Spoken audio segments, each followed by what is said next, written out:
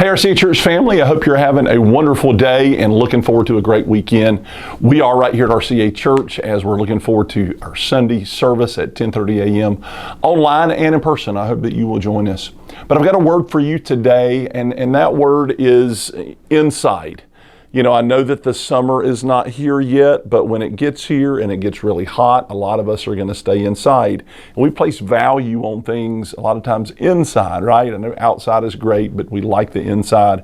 But it's got me thinking about this tension between the inside and the outside.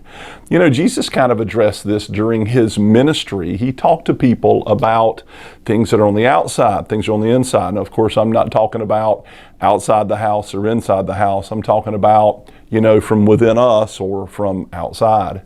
And, you know, this was kind of an ongoing conversation Jesus had at several points. And what we find is that people place a lot of emphasis on the outside of things.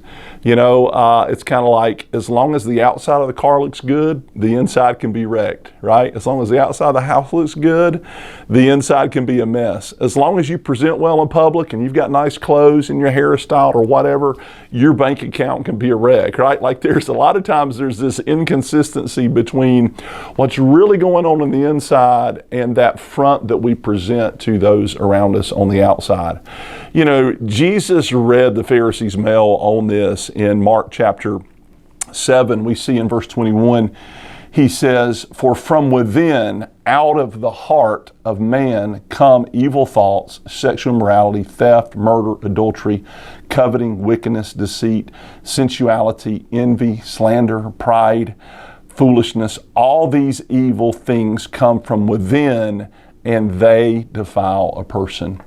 You know, it's human nature to look at the outside and, you know, let the outside determine or let the outside, you know, kind of sway us or influence in what we think about people, all kinds of things.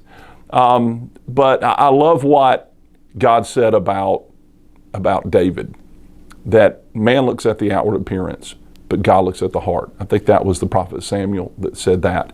And that's so true. And friend, I just want to remind you today that everything on the outside of your life may be looking good, it may be looking nice, but how are you doing on the inside? I just want you to know that inside really, really, really matters. And don't sacrifice yourself in your life just to have good appearances on the outside.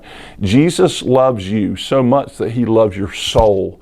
He wants your soul to prosper. He wants you to do well on the inside. And here's what I found in my life, that when the inside's right, it's a lot easier to keep the outside right.